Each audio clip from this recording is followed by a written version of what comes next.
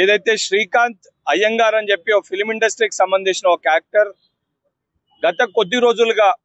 Social media handles లో అదేదో heroism లెక్క తను మాట్లాడే విషయాలు గాంధీ గారి గురించి చాలా అసభ్యకరంగా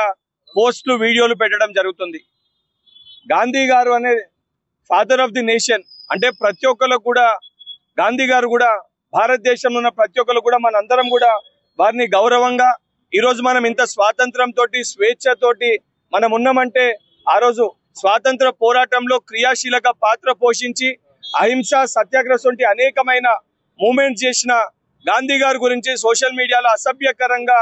గాంధీ గారు ఒక పారాసైట్ ఏదైతే సంబంధించి యాంటీబయాటిక్ అవసరము గాంధీ గారిని చంపనీకి అటువంటి సోషల్ మీడియా పోస్టులు అనేటి తను మాట్లాడడం జరిగింది. సో ఈ శ్రీకాంత్ పైన తను మాట్లాడిన మాటల పైన చాలా తీవ్రంగా ఖండిస్తూ